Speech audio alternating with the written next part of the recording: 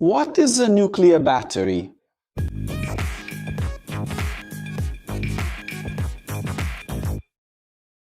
Today we're going to talk about a very specific and little-known type of battery, but one that powers some of humanity's most important missions, the nuclear battery. Have you ever stopped to think about how space probes that have been traveling through space for decades can operate so far from the sun?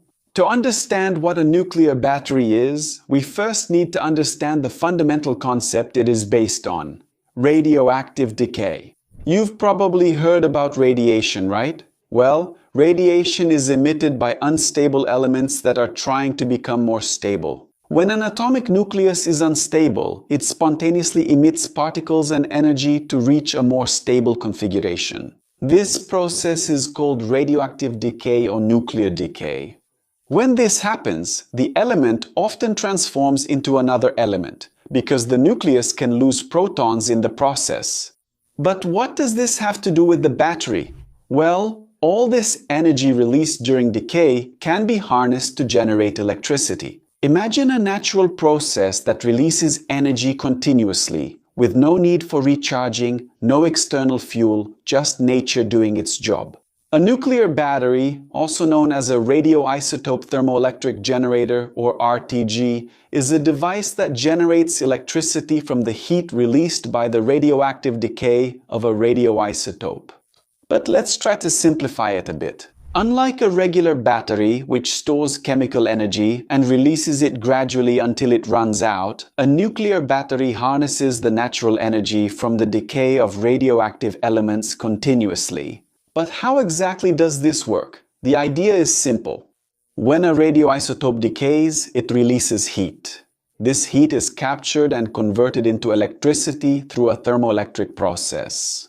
Imagine a special material that can turn temperature differences into electricity. When you place this material between a hot source, generated by radioactive decay, and a cold source like empty space, it generates an electric current. It's like having a small radioactive sun inside a capsule, constantly heating one side of the special material. Now let's better understand how the heat is captured and converted into electricity. The radioisotope is placed inside a very well-shielded protective capsule. This radioisotope naturally decays and releases alpha or beta particles, which collide with the surrounding atoms, generating heat. This heat is not wasted. It is captured by a material called a thermocouple, or thermoelectric element. A thermocouple is basically a device made of two different materials joined together. When you heat one side of the thermocouple and keep the other side cold, the electrons in the hot material gain energy and start moving toward the cold side. This movement of electrons is exactly what we call electric current. The greater the temperature difference between the two sides of the thermocouple, the greater the electric current generated. In space, the cold side of the thermocouple gets extremely cold, because space is a vacuum and there is no air to transfer heat. This creates a huge temperature difference between the hot side, heated by radioactive decay, and the cold side, cooled by space. This temperature difference is what makes the nuclear battery so efficient in space. If you've ever come across a Peltier cell, which is used in some refrigerators, cooling systems, and water filters. It's exactly a thermocouple, but in their case, we inject electric current into them to create a temperature difference, where one side gets hot and the other side gets cold. But if you disconnect this Peltier cell, heat up one side and cool down the other, if you use a multimeter on the cell, you'll see that it will generate electricity through the temperature difference between the two sides. The most commonly used radioisotopes in nuclear batteries are plutonium-238 and nickel-63. Plutonium-238 is widely used in space applications because it emits alpha particles, which are relatively easy to shield and don't pose a major radiation risk if the device is well sealed. When plutonium-238 decays, it releases a consistent amount of heat over many years. It has what we call a half-life of 87 years, which means it takes 87 years for half of the original amount to decay. This ensures that the battery keeps generating heat and electricity for decades.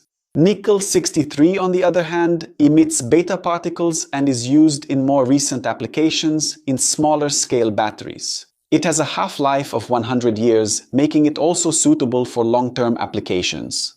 But what is the big advantage of these batteries? They can operate for decades without needing to be recharged. While a regular battery lasts for hours or days, a nuclear battery can provide power for 50 years or more, depending on the radioisotope used. Imagine a battery that you put in a device and never have to worry about it again for half a century.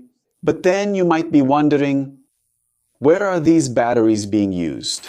The most impressive answer is in space. The Voyager 1 and Voyager 2 space probes, which were launched in 1977 and are still transmitting data to Earth, are powered by nuclear batteries. Voyager 1 is more than 26 billion kilometers from Earth, which is equivalent to one light day from Earth. In a region of space where sunlight is so weak that solar panels can't generate enough power.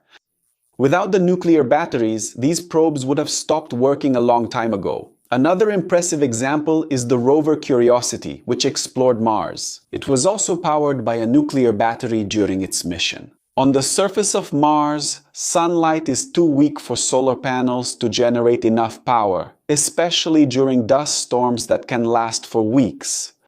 The nuclear battery ensured that the rover kept operating even under these extreme conditions. Besides space missions, nuclear batteries also have applications in medicine. Some cardiac pacemakers, for example, were powered by nuclear batteries in the past, back in the 1970s, ensuring that the device would work for many years without the need for surgery to replace it. But they ended up being replaced by lithium batteries due to the high cost of nuclear batteries and the obsolescence of the circuits at the time. Currently, researchers are developing new applications for these batteries in remote sensors, exploration robots, and even in implantable medical devices again.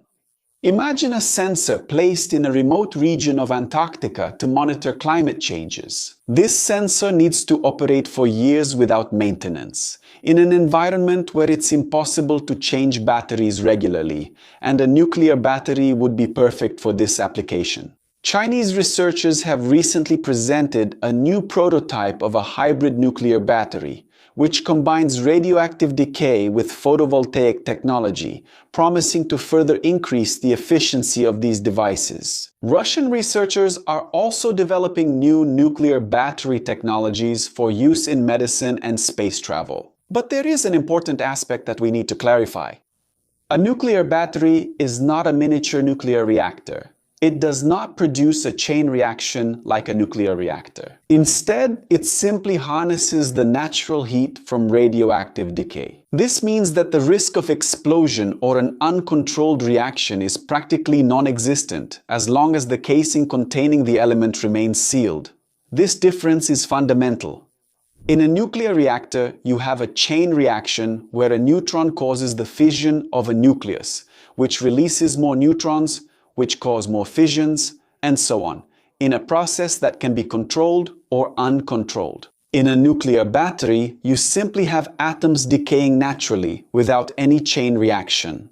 It's like the difference between a controlled campfire and a forest fire. Besides that, modern nuclear batteries are designed with multiple layers of protection. The radioisotope is encapsulated in materials that block radiation, making the device safe for both handling and transport. But then the question remains, why don't we use nuclear batteries in everything? The answer lies in several factors. First, the production cost is very high. A nuclear battery costs tens of thousands of dollars, while a regular battery costs only a few dollars. Second, there are strict regulations on the transport and use of radioactive materials. Third, for most terrestrial applications, other energy sources are more practical and accessible.